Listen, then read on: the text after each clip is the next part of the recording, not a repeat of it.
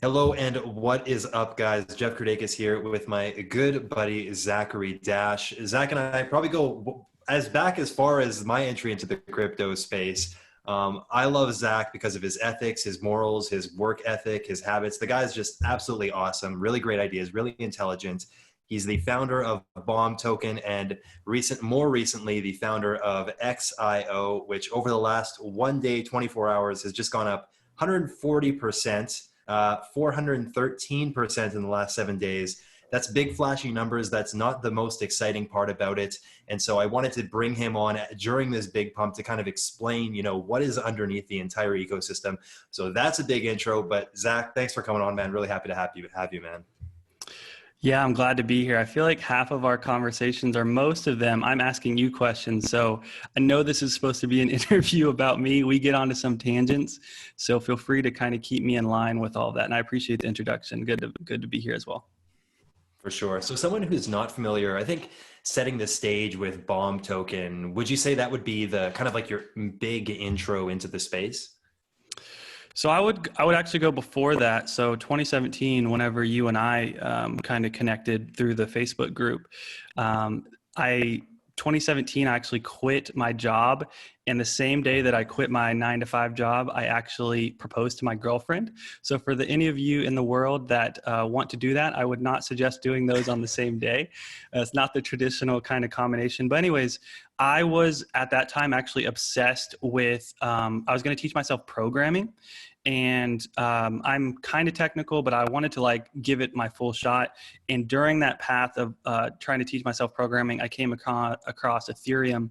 Actually, I came across Lisk first, if you remember that, because it had JavaScript. Anyways, fell into Ethereum. That was kind of my whoa moment. And then I got involved with the Facebook group with you. I started asking a lot of questions. I started trying to be helpful. Me and you eventually did a lot of things. I eventually made, you remember I made this weird article called Altcoin Atlas. I started doing that. But I would say my big actual learning experience with crypto, where it went from just a hobby to this is real, is first I started just doing as much stuff I could for free, but eventually I did have a company, a marketing agency that was willing to pay me to become the CMO because I'm really passionate about the marketing side of things. So from April 2018 all the way through December 2018, I ran a CMO position of a marketing agency that was specifically blockchain. So we had about 33 remote employees, really cool. So I got to be ahead of the COVID, remote working lifestyle. So we were a 33-person team. Saw about 75 cryptocurrency projects come through during that time frame. Saw a lot of the good, the bad, and a lot of the ugly. 2018 was the year that everybody thought that they should be able to raise a $10 million ICO. And it really just rubbed me the wrong way. I started to not really enjoy working on these other people's projects that I wasn't really passionate about. So that's whenever January 2019, I decided I want to do my own thing. And that's when we launched Bomb Token at the time. Did things a little differently, gave away all of our tokens away for free. And it was actually at the bottom of the bear market, or the bottom of that bear market, whatever you want to call it. But so it really struck a chord with people on how transparent we were being, how we were not trying to raise a bunch of money, and all of that. We can touch on whatever it is. All that led to XIO, what we've learned, and actually taking this idea of you can give away your tokens for free, and there are alternative ways to grow a project in the decentralized world without raising a bunch of capital. I know I'm getting ahead of myself here, but that's been the journey to XIO. And our journey right now with XIO is pretty much, 2017, 2018, over $20 billion was lost through the form of ICOs. A lot of people are still feeling that pain, and it's still a risky asset. So we're trying to de-risk it for people. Instead of actually investing in startups, you can stake an asset into a startup. And so that's what we're trying to do. I got really ahead of myself there, but I'm gonna take a pause, and that's kind of an intro for me. No, that's good. And I think, we're definitely going to dive way deeper into XIO, the staking mechanism. But just to kind of lay the groundwork, because, something you mentioned was, there is a way to build something great without having to raise 10 million, $30 million, which has been fairly traditional. I feel it's more so taking advantage of retail investors who aren't experienced. I think that's what we saw a lot in the crypto space, is just these companies. Retail hasn't been able to get in at the ground level like this ever. And so a lot of people making unwise investment decisions, like you mentioned, $20 billion into the ICO space is staggering. So can you maybe walk us through how Bomb, you said you just distributed the token. So then how is that process different than a standard ICO in the way that the project was then able to grow, sustain itself, create an ecosystem? Because obviously projects need money, you need capital. So how does a project like Bomb, and maybe even just lay the groundwork for what Bomb is still currently, it's still listed, still very active, and still a great community, just kind of like that whole framework. Yeah. So a few things that was really interesting about the ICO model is founders were kind of, whenever you sell a token, which is what founders were doing, they were putting this arbitrary number on what they thought their token was valued at, right? So they would say, hey, we're having an ICO, each token is worth 72 cents, and we're going to have this. And they just made up these numbers out of their head. And then people are like, oh, that's what they're worth because that's what they say they're going to worth. So what I love about the token model of giving away tokens the most is, instead of the founder choosing how much their own token is worth and saying it, it lets the market decide, is this a good idea or not? So if you think about EOS and, all these other projects that have raised millions and billions of dollars, we see EOS spending $140 million to create something that nobody's even using yet on a domain name that's like, it's a cool domain. But anyways, my point is, all of this time, energy, money, resources are being spent from retail investors, a lot of them, and we don't even know if these are good ideas yet. So what I loved about Bomb, especially, was that it really showed that there is a demand, at least for this concept, and that the idea was worth exploring. And I think half of the problem that projects get is like, oh, I got some crazy thunder here. I'm not sure if you heard that. Wow, I heard that, yeah. Yeah, it's going to be pretty crazy. If I go black, that's what's going on in the background. Yeah. Yeah, so anyways, what I loved about Bomb is, yes, I love the deflationary. I still do. I'm still exploring this idea of deflationary currencies every single day, and I still think about it. But part of me to that was like, wow, we took something that was nothing, gave it away to people, and they attributed their own value. It's kind of like if you think of hammers, hammer, you put a nail in a wall, whatever. Hammers have an inherent value. If you dropped them from the sky and hopefully it didn't hit anybody, but if they drop down and people would pick it up, it has an inherent value. And so I think what's cool about this new model is it's the quickest way to validate an idea. Is it valid? Is it good, or is it not? And do other people value it? And so the usual ICO market or the ICO model is, raise a bunch of money, build something, and then go to market. What we're trying to do is opposite of that, where you go to market first with an idea while giving away tokens, then build it. And then you can actually see, people can help you along the way. So another really cool thing with giving away tokens is you have this community from day one that are behind you. You've seen this with Uptrend, where they're telling you what you should build and what you should not build. And a lot of teams have to do that without having that community behind them. It's just a huge amount of R&D behind it. So that's good. I think you kind of hit on the point of okay, where is the money coming from? How do you fund yourself? That's still part of the puzzle that we're putting together with XIO. But what I can say is, with an ICO, either you can try to raise $10 million, which in today's climate is near impossible. Unless you're going to private VCs, it's near impossible to raise 10 million.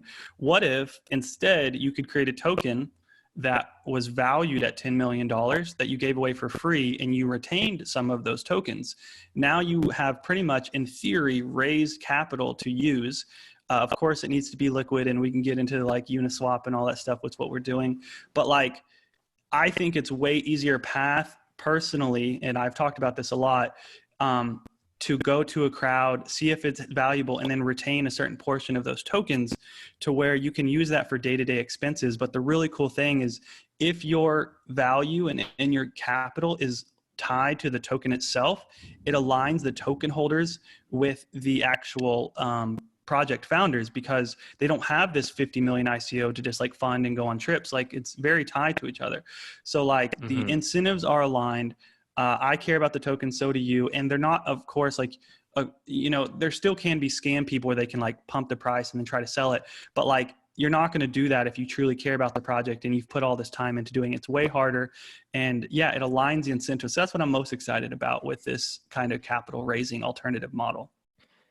It is a very interesting model, and I think going off Bomb, which was the first deflationary currency to enter the cryptocurrency ecosystem, you saw a ton of clones that emerged nearly instantly. I think you sent me a spreadsheet. There was like 60 some iterations of deflationary currencies within the next 2 months or so, and they kind of went the same model or same route in that founders held a certain portion of tokens, and then they just distributed mostly all of them else for free.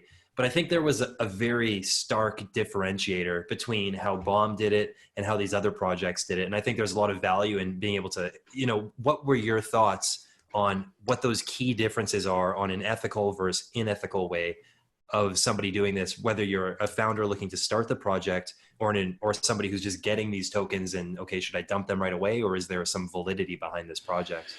Yeah, so a few thoughts. Just to first reiterate, like there has been deflationary mechanisms in crypto for a long time, and Bomb was definitely not the first to have some burn mechanisms. I think it was just the first to try to be like 100% focused on deflation, and still is kind of the leader in that aspect, I think, at least from like a brand and everything. That being said, I think your question is like, what is like the difference between the 67 copycat projects and like what we did? Well, I think one, there are in those group of 67, there are some really cool projects that I really do support. And I think they are going about it ethically. I would say one of the things that made it like we had to gain the community first, and this concept of putting deflation into the world was like, I do think that we were the kind of people that pushed that into existence. And the other ones, I feel like the path was already kind of paved for like, oh, deflation is actually a word that people talk about. It became its own section on Etherscan, which it wasn't before. And so I would say that a lot of, and you would see with all the scam projects, they would actually try to leverage our own community. They were stifling, they were confusing people with what was the real bomb. They were doing a bunch of mischievous things. Again, there was good projects in there as well. But I don't think that the act of giving away your tokens is anywhere what we have like trademarked or anything. If anything, what we've learned with XIO and with Bomb is the community aspect is the missing link on doing this successfully. So if you can have an idea, okay, you have an idea and you want to give away your tokens for free, cool. Who's going to take them? Like, where's your first step to like talking to these people? And me and you are kind of lucky. I say lucky, you created the group, you put in energy and effort, but like, we have the Facebook group with tons of people, you have Uptrend, but like most people don't have that initial start. Like, how do I build my tribe? How do I build my community? So I think what we're trying to do with like XIO is like, whenever you launch, give away your tokens for free. That's cool. But like, who are you giving them to, and do they actually care about your token and your project? So like with Bomb token, we did it the best way we could, where we had these waves where, depending on when you got in, you got a certain amount of tokens. And then we had this pretty technical thing where you had to put in your email and then it sent you a specific code and you had to go to Telegram. There was all these layers that we put in so that you couldn't gamify it. However, no matter how intense you try to sparse out the cheaters, what we noticed is like, even if you have a 1% kind of like people cheating, it still kind of ruins this distribution model of pre-mined tokens. So with Bomb token and what we're trying to do with XIO is we realize there needs to be some type of financial peg in the mix, that somebody has some skin in the game. So with XIO, what we're doing is like, people have to stake XIO to receive tokens. And I think that's kind of the missing piece that we're trying to connect, is like how to make it that these people don't game the system and you can actually give away tokens to people who care about them. Gotcha. So you're in Bomb now and you decide, okay, what was the transition or the kind of the moment where you decided, okay, I'm gonna get going with XIO. What was the issue that you saw, and what was the initiative and problem that you were trying to solve? Yeah, so like I said, there was two big discoveries with Bomb. One is that deflation is really cool. People are really curious, and it is a problem that needs to be fixed. We've seen this with US dollar, with the inflation that's happening lately, with $6 trillion of stimulus going in. Like, this is a big problem. So like we learned deflation, like that's been kind of obvious to me since 2018. But this other part that we discovered was like, it's hard to jumpstart a project with limited capital, and there needs to be a framework that can provide people with ideas the architecture, the foundation to grow and launch their own ideas into the world. So I became, as passionate as I am about Bomb, I am even more passionate about like kind of the Y-Combinator model of like, how do I help other people bring their ideas into the world with as little friction as possible in this new model. So like the ICO, even though it has scam projects, the ICO model in itself is not broken. It's just people used it, poorly. But the ICO model gave so many more opportunities to good people to do good things. What we're trying to do with XIO is like realize like we need a new kind of Y-Combinator model of the decentralized world.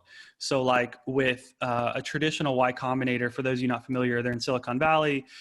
Stripe has gone through there, Uber, Airbnb, like tons of big companies have gone through this. They call it incubator, maybe accelerator program.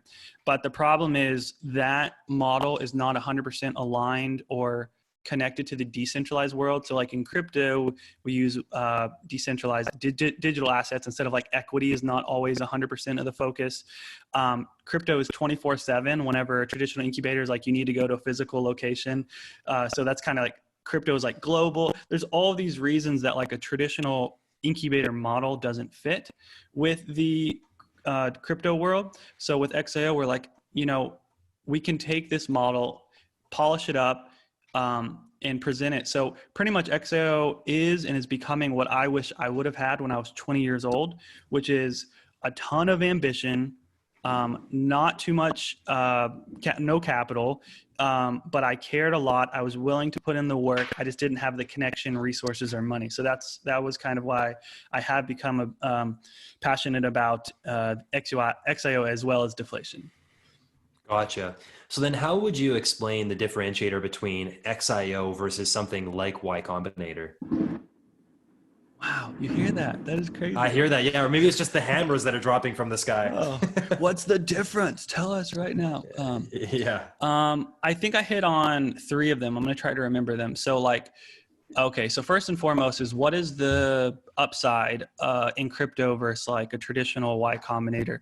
Y-Combinator is 100% about equity. They want 7% and they give you like $120,000. That's the trade standard for everybody. In crypto though, like tokens are becoming this asset. And I know it's still a gray line between like accredited investors and like, is it a security token? I think all of that's going to get cleared up in the next, years. But yeah, so I think there's this big opportunity between like, we no longer have this, like, I'm an accredited investor from Silicon Valley and I'm the only one who can support you. Crypto allows this decentralized crowd staking is what we're calling it, but crowdfunding model. And I think that the token aspect is really important. Another difference is just crypto markets are 24/7. They can be more liquid, like we're doing on Uniswap. Within 2 months, we created $100,000 Uniswap or $50,000 Uniswap pool of liquidity. So liquidity is another big difference. The time commitment. So again, like crypto is 24/7. It's not like this 9-to-5 job. People are all over the world.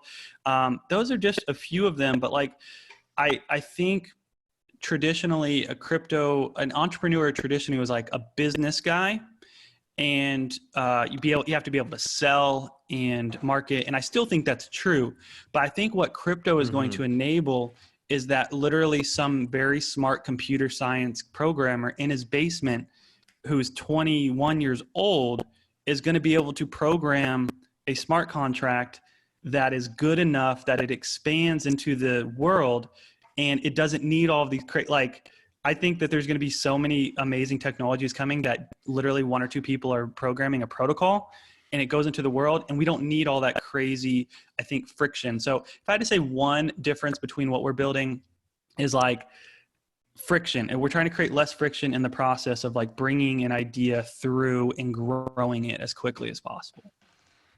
For sure. I definitely would agree that there is no shortage of people with ambition, drive, and ideas in the world. I think there's just a severe lack of people who have enough capital to deploy and the potential marketing knowledge and expertise to be able to bring this into a reality. So, for I'm sure a lot of people who are listening, whether it's again, XIO fairly focused on tokens. So if it's a crypto project that they have in their mind, like, oh, I'd really love to launch this, I just don't know how, if I could bring it to Y-Combinator, they have a panel of experts. They're going to help me pitch decks, kind of go this traditional route, like you mentioning with equity. Or let's say I'm that person, same person, like, okay, sure. I'm going to go to XIO. What am I going to receive? What's that process going to be like in the XIO incubator? Yeah, so this has definitely changed over the last 6 months, as I'm sure you've seen. So for those of you listening, Jeff's kind of playing a little dumb right now, but Jeff was actually the inaugural startup that came through XIO, him and Opacity. And so the initial pitch, I think, to you, and you can tell me if I'm wrong, was like, hey, we have this really cool community, XIO, like we're kind of small, but we're really passionate and like these are high quality people. I think we can drive some cool community members to you. And I think we can help build your community awareness of you a bit. And then in the process, this is where the funding part wasn't as clear at the time. Like, we're going to shoot you some XIO for being like involved. And what you were going to do for the XIO, like what was the trade-off on our side, is you were going to offer 1UP tokens. So if there was a line in the sand, pretty much like our community was going to get some 1UP tokens where they could like use it on Uptrend. They were going to become brand ambassadors with you. They're going to, they had to go to Uptrend, they had to comment. So they had to create an account, which increased your accounts. So the initial idea was like, what do you, the startup, think that you need to succeed? And what we're going to offer is pretty much the people to do that, the people or the partners to resources to do it. So for example, maybe you're not Uptrend, you're not a social network, but like you have this new, trying to think, a marketplace. You have like, you're going to create the next eBay on crypto, right? So you need people like listing things, and on both sides, you need a supply side. So like what you could do with XIO is like, hey, we don't have the supply side built up, but we do have like this token and we think we have a cool idea. How about we give your community some tokens, and in return, if they participate and do these things that we need them to do, add some items to our website on this marketplace, that's kind of the trade-off. So yeah, the main benefits originally with you and the very centralized version is like people, community, activity, that very foundational thing that I think a lot of the crypto community is missing. It has since evolved, and we realized that for better, for worse, people still get excited most about the speculative part. So like, this is whenever we brought in like staking and like all this other stuff, which we can go into, but that was the original. I'll take a pause. That was the original things. Community, we're going to give you some awareness. You can tell me if I'm wrong or not. No, 100%. Yeah, it nailed it for sure. And I think the thing that I really love about the model is it's a de-risked version of an ICO, like it's a slow CO or some shit term like that, where the people who are staking XIO are then receiving the project's tokens, and they can opt out of that at any time, which is what I really loved. And like you mentioned, Uptrend and Opacity, we were two projects who won the vote. So it was the community all voted on like a whole basket of projects, a fairly large basket. And they're like, these are the you were 2 out of 55 projects that were chosen. So yeah, top of the notch. Love it. So it just goes to show that it's like the community that's selecting what they want to invest in. So it's not like their hand is forced. They're able to pull out at any time.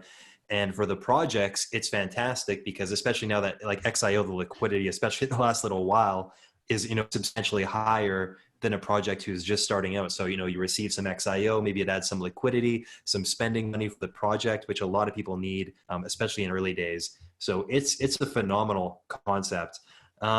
How has it changed since those days? Because I know there's been a lot of changes, and to be honest, I haven't stayed as up to date as I should have on it. Mm-hmm. Yeah, I think so. We intentionally, I think Y-Combinator actually says this the most, but like I think Paul Graham says this, who's amazing Twitter, if you go follow Paul Graham, but he says build things that don't scale.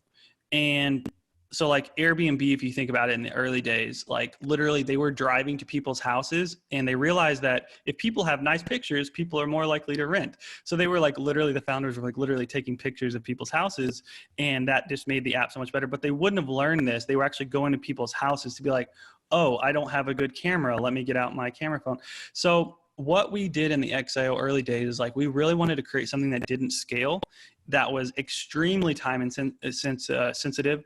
Although XIO is like moving faster now, I'm actually probably working less hours now, still a lot, but like in the early days, I was communicating with 55 plus founders individually. I was trying to pitch you on what XIO was. It wasn't a very clear vision. Luckily, I had a relationship with you. We had like account managers. Like, it was like so many things going on, but we needed to go through that to figure out like, what is the problem we're actually fixing? What value can we actually have? So that's whenever we actually decided in January, we're going to pause, and we think we have enough data that we've learned from all these pain points that we can create a DApp, or a decentralized application, that can automate a lot of this and still get the value that the founders like yourself are needing. So the difference now is like, previously, remember, like whenever somebody had to comment on your uptrend thing, on your uptrend post, and they had to be whitelisted. Well, now all that can be like uploaded with like a CSV file if you want to like whitelist who is and who's not. The users, I would say the biggest thing is like the citizens, who are what we call like our user base. Instead of people were literally sending us XIO tokens to participate. Super centralized. Like, that's how simple. If anybody out there is like trying to create something, make it stupid simple. And if you'll learn real quick if people are willing to actually do it. So we did that with you, and people trusted us. They actually sent us, for you, they staked quote unquote 1.2 million, I think, XIO, just by sending it to us. And we just kind of imitated a staking where at the end we manually sent tokens back. But that was to try to, gauge interest and demand, and if people are willing to do it. So anyways, now whenever you like lock your tokens, what you do is, and you choose a certain amount of tokens you want to lock. You choose a duration that you want to lock them, and it immediately tells you how many 1UP tokens that you would receive during this process. So maybe that interest rate gets higher if you do certain tasks. Maybe if you're an XIO citizen, it's higher. But it immediately tells you, and you literally click you click confirm stake, and you receive the tokens up front and immediately. So this is I went through all the pain points that we learned with the startup, but one of the areas that we realized that people with that want to support these startups are like, hey, I want to support, but I don't want to wait like 5 months to get tokens. And then by then I'm kind of bored of this project, right? So we realized, like, to jumpstart it, we really need to get tokens into the hands of people quick, because the sooner you can get tokens into the hands of somebody like 1UP, they fall, this, but better than anyone, they like follow your project, they add it to their portfolio thing. They're like following you on social media, not because they have to, because they want to, and they feel like this different, yes, it's a financial kind of stake, but it's like an emotional connection to the brand. And so we realized, like, if we can create this upfront reward system through staking, people are going to be so much more engaged. So right now, if you stake, you immediately, within seconds, get these tokens back that you can do whatever you want with, in theory. But like, of course, they're mainly used to we want them to be utility tokens to use with the actual people. So that's the biggest thing, is like all of it's automated in this. I say DApp, but to be honest with you, it's more of like this hybrid model right now, where it is going to a smart contract. You do control your tokens, but we have some barriers right now for us to, like, if something goes wrong, we can like pause the contract or upgrade it. So over time, this model is going to become completely decentralized, like a DAO, to where it's completely permissionless. The XIO citizens control the interest rate, everything from beginning to end. But yeah, that's the big thing. What's different from the beginning to now? It's automated, and I don't have to talk to every single founder that comes through. That's good. Well, it's at more scale for sure. It was built scale. So something you mentioned was the upfront staking. Can you maybe add a little bit of color to that? Because I think it could be misconstrued that, okay, it's like you press a button, boom, free money machine. You just keep pressing that button. Yeah. So let's talk about like what's currently possible. So the best analogy, if anybody has used like a lending program, like Compound Finance is great. Aave is this new one. Or even if you've ever like used DAI and like done like the MakerDAO DSR, the basic premise is you put tokens into a certain location and you earn interest on those over time, like a small amount, like every single second or day or minute, whatever. And that's awesome. It does go kind of slow, but if you can imagine, as an example, if you stake, say, one DAI into, let's say, compound finance, over the course of a year, it's going to earn, let's say you staked 100 DAI. Over the course of a year, it should earn $5. Okay. So that's people are used to getting paid out $5 over the course of every, small amounts. So what we try to do and what we're doing is instead of waiting that 1 year, you can get paid this $5 immediately and upfront. Now you still have to wait the whole year to like unlock your DAI, and it's a commitment process. So you're still committing to the full amount of time. It's just the reward is moved up front. If anyone wants to see something which was actually our original business model, look up 88mph.app. So that's 88 miles per hour.app. It's pretty funny. My wife and I actually just watched all 3 Back to the Future movies, but that's what this is in reference to. But they created the same system with DAI. So you can actually go to 88 miles per hour right now, lock, 1,000 DAI, and somebody's on the other side that will pay you upfront money. Now you might not get the most amount of your money as you could, but yeah, that's the basic premise with XIO. You stake XIO, but you have to commit to a certain amount of time. You still get your reward up front, and then the time at the end of the 60 days, 50 days, whatever you choose, your XIO tokens unlocked back to you.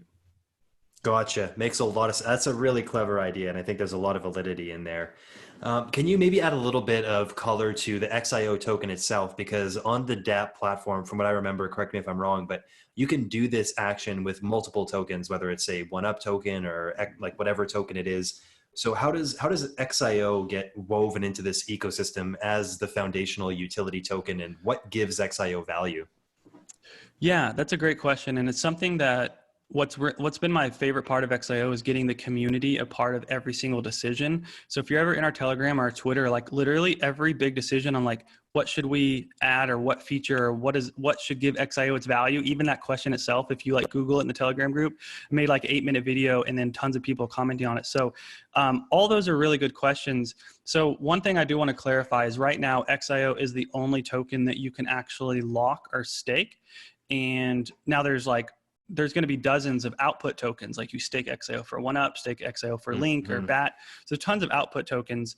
And there's many reasons for that. But I would say that if we tried to use any other token, let's say we tried to use DAI, you stake DAI and you get 1UP. Where is that interest coming from? Like we don't have the ability to just like mint DAI tokens. That's impossible. So we needed our own token that could facilitate this minting and burning mechanism automated, because we don't control Ethereum. Like I actually wish we could have created XIO with just staking Ethereum, but like, unfortunately, it's just not possible. We don't have the ability to mint Ethereum or burn it ourselves. So we needed a native token to facilitate all of this. I do believe in the future, our protocol does allow that we might be able to add some extra tokens like DAI, where you can stake DAI and the interest automatically goes to 1UP. The problem with that right now, if you've noticed with because of MakerDAO's craziness, the interest rate is so low that it wouldn't even be doing the startup much. So the XIO token allows us also to control our own interest rate. So right now on the DApp, just for fun, it's actually set at like 240% just to kind of test things out, which sounds like scammy, but we're obviously going to lower it. We're just doing it for testing purposes. But the point is the XIO token allows us to set our own interest rate, to set our own minting and burning protocol, and to allow the interest to be paid upfront that we wouldn't been able to do with any other token. Also in the future, the XIO token will be the governance token of the protocol, meaning if changes need to be made, the token holders will vote on do we want to increase the interest rate or not? There's also a max amount that XIO you can stake. Eventually the governance will be able to control that. There's also a maximum amount of days that you can stake the XIO. So in the future, over time, the token is needed for governance, or else we would always be behind the scenes on a smart contract, manually changing these things, which is the opposite of what a true DApp is. So yeah, the staking interest up front, the future governance of it are the two main reasons that this XIO token is needed, and kind of gives it its value is your ability to stake it and earn upfront. Gotcha. So walk me through a little bit, just kind of the mechanics or the finances accounting of, let's say I have, 1,000 XIO and I say, okay, you know what, I'm going to go to the DApp, I'm going to stake 1,000 XIO for 1 year and I want my output to be 1UP. Now, so I guess the question is, what happens with those 1,000 XIO and where do those 1UP, where are those generated from?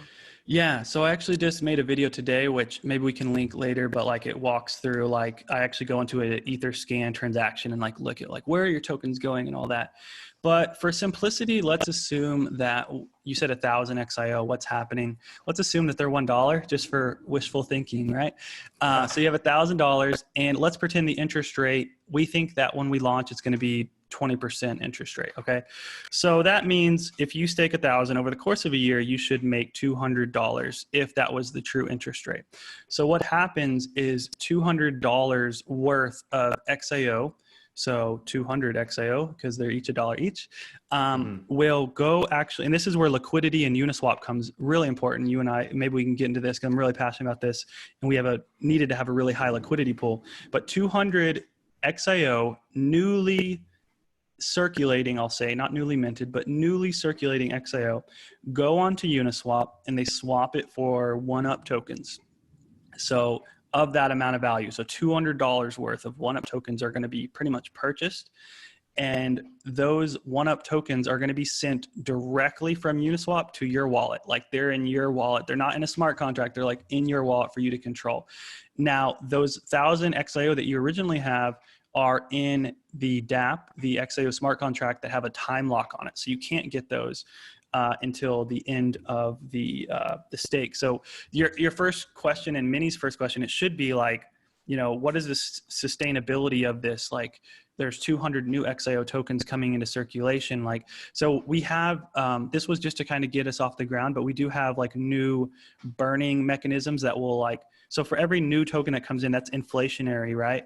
So we're going to have like new burning mechanisms that come in to kind of counteract that. For example, if you want to unstake your XIO early, you need to burn your XIO. That's just an example of like one of these ways that we're going to try to keep the inflation down. So I think just my last point, and then I'll throw it back to you, but like, of course I'm passionate about deflation. Like I wouldn't have created Bomb if I wasn't passionate about like the benefits of it.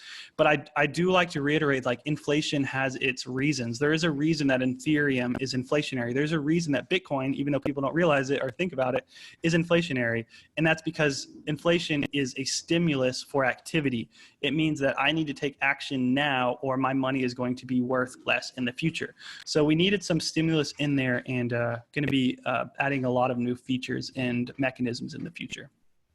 Gotcha. So to reiterate, and correct me if I'm wrong on any of this, the additional $200 of value of interest is essentially minted in XIO, taken to Uniswap, and traded for whatever pair that that party wants in interest, and then that's sent directly into their wallet. Yeah, that's correct. I would just from a very small technical thing, we have 100 million like capped. So technically they're not being minted because we have like there's no minting function in our smart contract. So they're literally coming out of like we call it like the foundations fund. Like it's coming from our own wallets right now. And so as of right now, they're just coming into circulation, but thinking of it as minting is pretty accurate. Yeah. For sure. Okay. Yeah. No, that is a good differential to make though. So what's the ratio right now to total supply, founders fund, and circulating supply? So we ran through this with CoinGecko today because we haven't updated. What a process those things are. Yeah, but actually the Daryl from CoinGecko, he might be familiar. He's really easy and to work out. They actually reached out to us. So how we have our token allocation, just so you know, originally and you did this as well. We minted more tokens than we thought we would need because you can't go backwards. Like you can't like create more. So like we created we created 100 million to begin with, and we gave away, if you were holding Bomb token, actually our initial coin distribution was we just gave away XIO tokens to bomb holders, just kind of like a reward and to build that first community. So 10 million roughly, 10% roughly went directly to bomb token holders for free. We still have not sold any XIO. We did not do any ICO. So what's the remaining 90%? So 25 million have been put into what's called the XLP, which is the XIO liquidity pool. And this is a reward for adding liquidity to XIO. So there's some, like, the highest interest rate you can get in XIO right now is actually through this XLP program. So pretty much if you add liquidity on Uniswap, every single, or whenever you want to withdraw, you can actually withdraw interest on that. So 25% towards XLP, 25% towards something called the XIO Social Initiative. And this is pretty much rewarding people for engaging with us on social media. So if you ever look on our Telegram, you might have seen it with like a hashtag XIO Social. All the people that are on there are actually getting rewarded. They leave like their XID number, which we can go into, and it's like their social security number, and they get rewarded. So like we put in pretty much 25 million towards social growth, community growth. And then the other 25 million that you see on the holders is for the XIO Foundation. And the XIO Foundation, we are going to use personally to stake startups that we believe in. So if we find a startup that's like hidden gem and we need to jumpstart them, we can use these funds to stake them. It's kind of like Y-Combinator's $120,000 that they invest directly in startups, but instead we have 25 million tokens that we can stake. And then the remaining balance of that went to like the founders and then any advisors that we bring on over the next decade. Gotcha. Makes a lot of sense. I'd love to hear a little bit more about the XLP program on Uniswap. I think I've never heard of that concept before. I think that's really genius. For anyone who's not familiar with Uniswap, it's essentially the decentralized exchange of decentralized exchanges. And you know it much better than I do, so you can kind of like add color there. But it's pretty funny. Like I reached out. Sorry to interrupt, but like I remember I reached out to you, and you were like, yeah, that sounds good. Yeah, like you didn't really know what to think of it because it's kind of this foreign idea. But yeah, I want to shoot it back to you real quick so you can finish. But just like the whole Uniswap, what was your first reaction? I reached out to you before I did it, and I'm like, hey, I'm thinking about doing this. I think you're like, huh, what is that? Well, I remember the message you sent me was like, hey, what would be the value to have, like, or now how much one up would you pay to have $10,000 of liquidity added on Uniswap? I'm like, well, that's a good question. And honestly, I was thinking that there'd be like some person who would be adding that liquidity and who would want the tokens. But now I'm starting to realize in this moment that was a question kind of alluding to how much should the community earn? Is that how it goes? Yeah. So we've had a really good conversation. So yeah, just to kind of clarify what we're talking about right now. Yeah. So I had this idea that I realized liquidity to me was going to be really important for XIO because all of our protocol is built on Uniswap, which maybe we need a foundational understanding of what Uniswap is. So we'll take it even a step back, but I promise we'll get to somewhere that's actually beneficial in this conversation. So you and I both know from like a decent or like a project with no funding, it's really hard to get on centralized exchanges. You need legal letters, you need like funding, they charge you a whole bunch. There's like so many things you need. So the magic of Uniswap, which is like my favorite project in the world right now, is pretty much a decentralized exchange, which doesn't sound too crazy. But the reason that it's so interesting to me is the users, anybody can add a token to Uniswap and there is no middleman. It's truly permissionless. Nobody can remove you. Nobody can like whatever, like anybody can add, even if you're not the founding team, you can add your own token to Uniswap. Right now, you can, within 2 minutes, you can add a token to Uniswap. And it's been growing exponentially. It's still only at 5 million, maybe a day in volume, but I think it's going to pass. This is my crazy prediction in 2020, 2030, like it'll be past Binance and Coinbase. But well, so Uniswap gave us, for the first time, to control our own destiny in terms of liquidity. I also think it's really important to delineate between liquidity and trading volume. So like everybody who joins like Uptrend, I'm sure in the early days, like win Binance, win Coinbase. And it's like, there's two reasons people are saying that. One, they want to just like have this moonshot and they're like, oh, because back in the day, if you got on Binance, your token mooned. So that's a majority of what people, but the other people are thinking that we want trading volume. And people still think of like trading volume is liquidity, but the way that I would think about it is like trading volume in itself does not make your token liquid. So I would much rather have a liquid token, meaning you can make large purchases and large sells without affecting the price that much. It's pretty much like if you went to Coinbase and they had tons of volume, but there was no order book in there, you would just like crash the price. It doesn't do anybody any good that are like trying to enter and exit the project.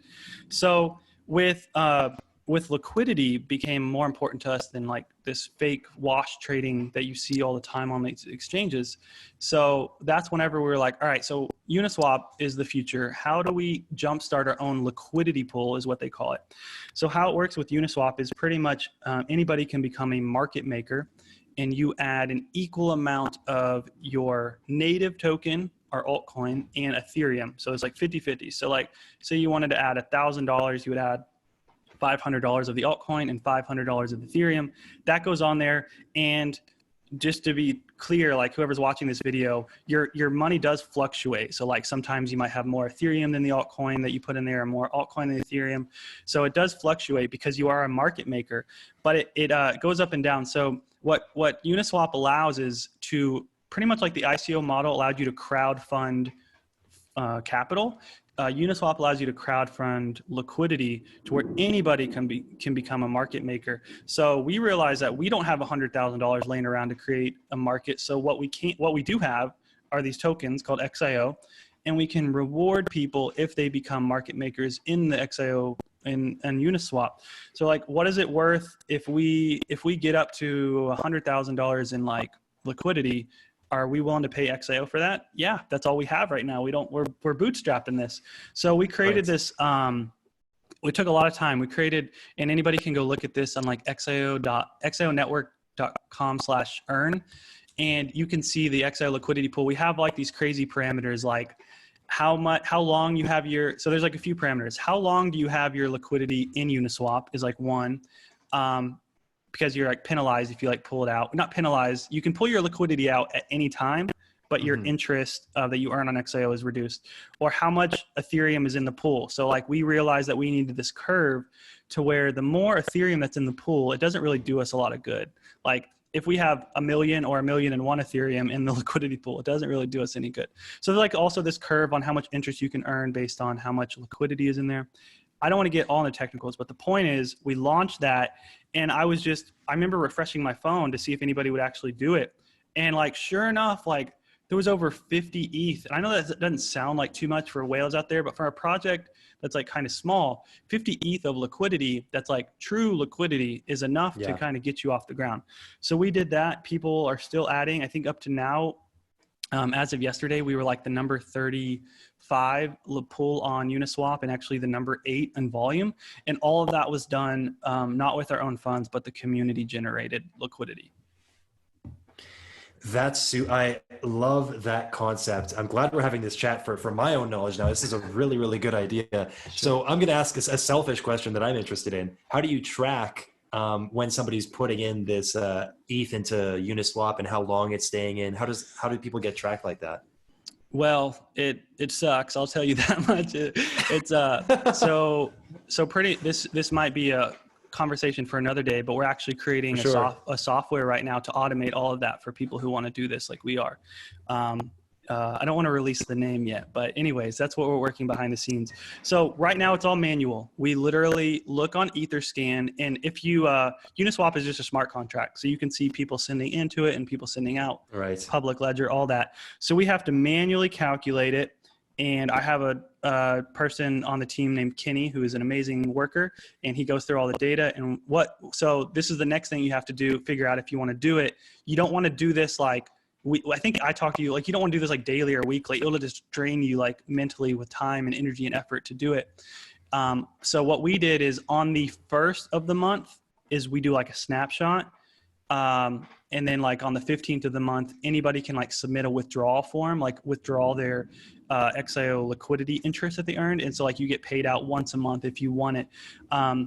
Surprisingly, over 90% of people that added liquidity have not withdrawn anything. So people are committed to this. Like people are not, it's not something that like people are getting in and getting out real quick. I think it even makes it even better, just to reiterate, you can remove your funds from Uniswap at any time without talking to us. We don't control your Uniswap funds. The only thing that we control is the interest that you earned on your Uniswap, and that gets paid out every month. So I hope that answered. We literally have Etherscan with Google Sheets going right now. That is the bootstrapped life, man. I love that. And I respect that a ton. Mm-hmm. And then building out an automated system, that's very clever. Is that something that you guys intend to white label? Yeah, pretty much. You'll be able to, like, if you want to embed this on your website, you yourself can, I guess I'll get into this because I'm super passionate. I've never kind of announced this, but we've been working on it in the background. There's no like token with it. It's just a software. Like there's no additional token that we're creating, but pretty much you uptrend, say you want to increase liquidity. What you can do is like say, okay, how much liquidity do we want to increase it by? Okay, we want 1,000 Ethereum in our Uniswap pool. Cool. What are we willing to give in 1UP tokens to achieve that? So you pretty much are filling out this form, a smart contract, but it just looks like a form. You click all like, we're willing to give, for every Ethereum you put in, we'll give you 100 1UP tokens. Cool. I'm going to fill out this form. I click submit, and it immediately populates on our website, but also you could white label this on your own. And people can see, hey, if I lock in one Ethereum for 3 months, this goes back to the XIO model, but you actually have to commit to a certain amount of time. I want to lock up one Ethereum for 3 months. I'll immediately get 300 1UP tokens, and I'm providing liquidity. I'm getting a token in return. It's a mutual beneficial thing. That's kind of the trade-off that's going. It's a marketplace for liquidity. You know, I'm a little lost for words right now. All I can say is I just really love what you guys are doing for this space, because it's like this software isn't necessarily like just an XIO thing. It's like this is helping all startups in the space. And I think like throughout all the stuff that you're doing, I really see that, you know, all your actions are like very much for adoption, for the proliferation of crypto, making life easier for people who are like really willing to put in the work and make something great. And so I got to commend you and the team for that, man, because it's super honorable. Thank you. I appreciate that. And I just want to make one quick note on kind of another data point that what connected us to that software is thinking about with Bomb. So Bomb got up to a 15 million market cap, which I think we started this conversation by like, is it easier to raise $5 million, or is it easier to raise, like create a token that has a $5 million market cap and have a token that you can use? But if that token is not liquid, it doesn't matter how high your market cap is, it doesn't matter.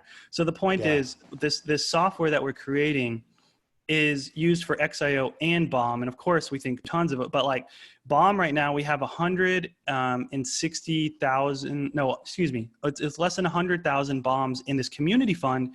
And we can't even like use them really to sell, because if we sell them, people come to me like, hey, why don't you just use some of the bombs to fund the project? I wish I could. And then you're going to get mad that like the token goes down. So like liquidity is extremely important. It's like it's a missing piece of this like bootstrap method, where just because you have a 10 million, $5 million market cap doesn't mean you have working capital. So liquidity gives working capital to succeed. And that's what kind of connects XIO and Bomb. Gotcha. So everything that you're doing, incredibly impressive to say the least. XIO has been kind of coasting around, just bouncing around in the price region for the last little while. Then over the last 7 days, again, it's gone up 400% out of nowhere, really. What was the catalyst to make that happen? Yeah, it's kind of a bittersweet moment. I think I was telling you on like the pre-chat, because it got picked up in 4chan, which think of what you want with 4chan. They have some pretty crazy, passionate people on there for sure. I don't even know, like I've never met somebody in real life that's like, hey, I'm a 4chan person. Like I've never met, I don't know where they live in the world, but there are a crazy amount of passionate people. So like it originally somebody posted on there, and I was like, okay, it's unfortunate. And then somebody picked it up on 2 or 3 subreddits. And so the reason I say bittersweet is like, this reminds me a lot of like the Bomb momentum that got picked up in the early days, where it like started with Reddit and then got to Medium and then like some YouTubers, and like, it's great, but I also want to make sure that the I would love that the value that we're creating in the world, it's kind of like you working, like whenever say somebody's like an overnight success, it's like, no, this was like, we've been working on this like behind the scenes for like 8 months, right? And we've been creating this really tight knit community with like quality engagement.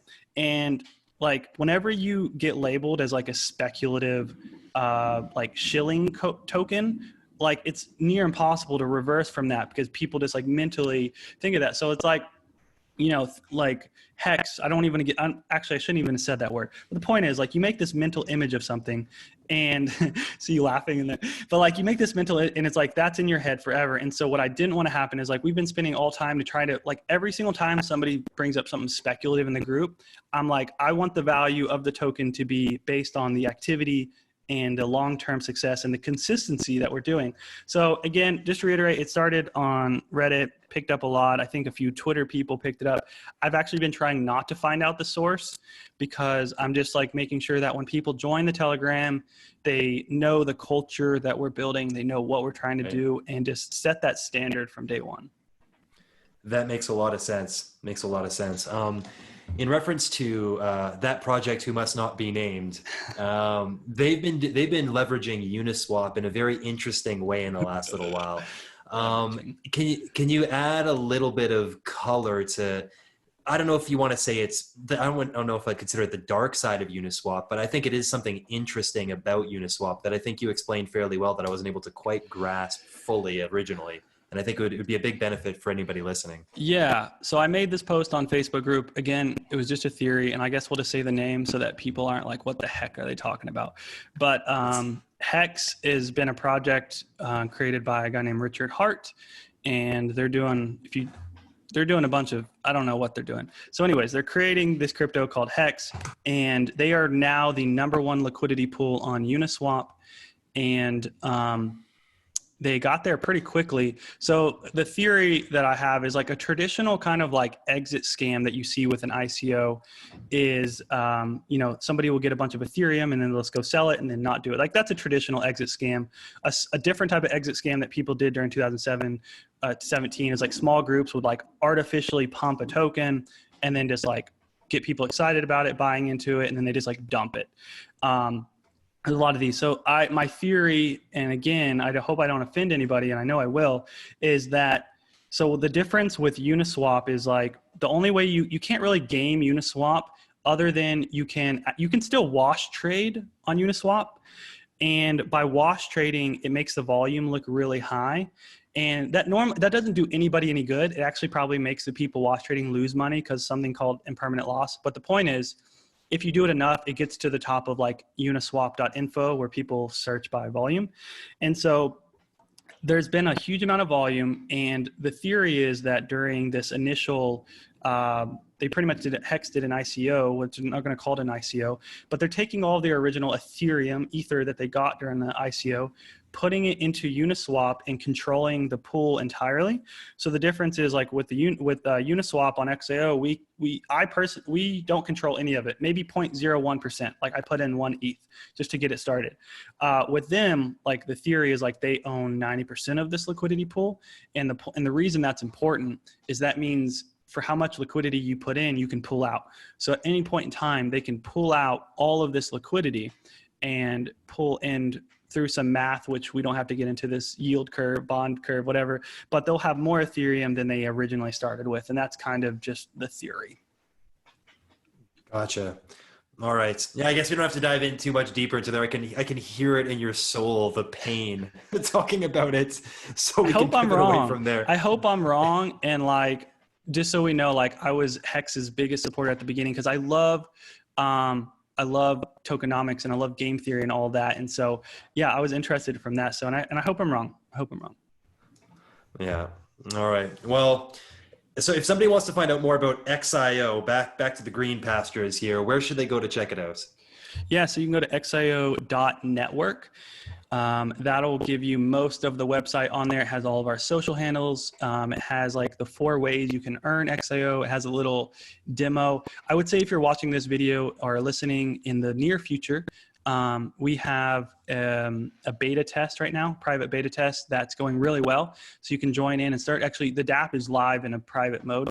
So you can join and do that. You can be, so XIO.network is the website. Telegram is probably where I'm personally most active. If you want to go to t.me/XIO_, all that's on the website. Website will get you everywhere. How about that? Easy. Couple personal questions to wrap it all up, just off the cuff things. Have there been any books or videos on YouTube over the last little while that you found particularly interesting that you've watched or read? I've actually re-listened to an audiobook called 0 to 1, which has been like my all-time favorite. I think you and I have talked about that. I learn new things about it every single time. So by Peter Thiel, if anybody wants to listen to that. And actually the most amount of value I've received in the shortest amount of time in the last year is actually by this guy named Naval. You might know Naval Ravikant, I think, who has a Twitter by Naval. Just follow him for the tweets specifically. But he had this one tweet thread where he talked about how to become rich or how to become wealthy.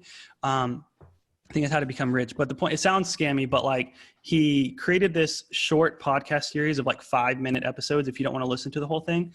And like, it has this whole different view, I think, of like wealth creation, how it's not a zero-sum game.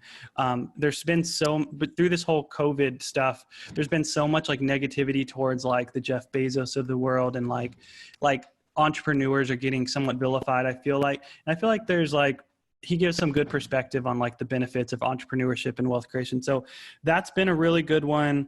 I really don't read a lot, to be honest with you. So I watch videos on Y-Combinators. YouTube has really good content. I follow some people on Twitter, but that's about it.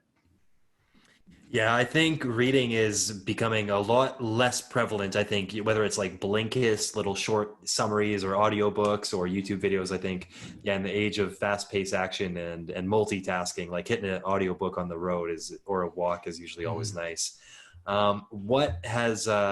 When you look up to somebody for inspiration, whether it's in the entrepreneur space or outside the entrepreneur space, do you have any particular people besides Naval?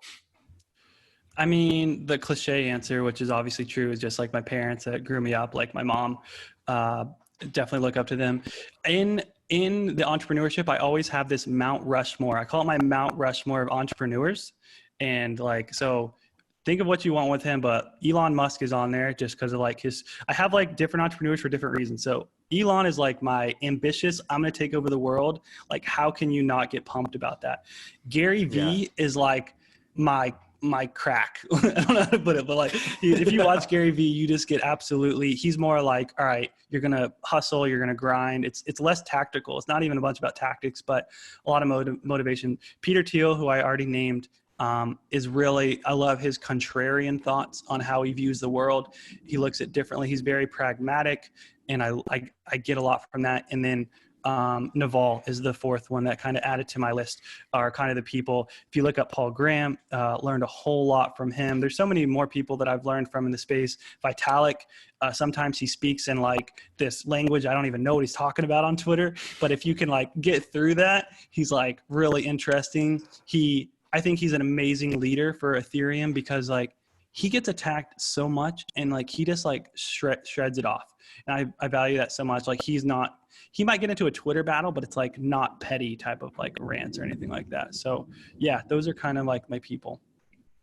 Right on. Yeah, I definitely follow Vitalik as well. And you're right. I think 50% of the tweets, I read it 6 times over. I'm like, dude, you are on another level. I know this is English, but I don't. The words don't make any sense. Oh, I'm sorry. I had to interrupt because like you would agree with this one, but Tim Ferriss, I have to put him on. Maybe I'm going to make a 5-person Mount Rushmore, but Tim Ferriss would be there. As well. Perfect. Very cool. Well, man, I wish you the best. And I'm definitely going to be hitting you up when that white label solution is open. I think Liquidity is definitely a magic secret sauce. And thanks for coming on to talk a little bit about XIO. I'm just so pumped for you guys. Thanks, man. I'm sure we'll talk soon. Right on. And for everyone who's tuning in, check you guys next time.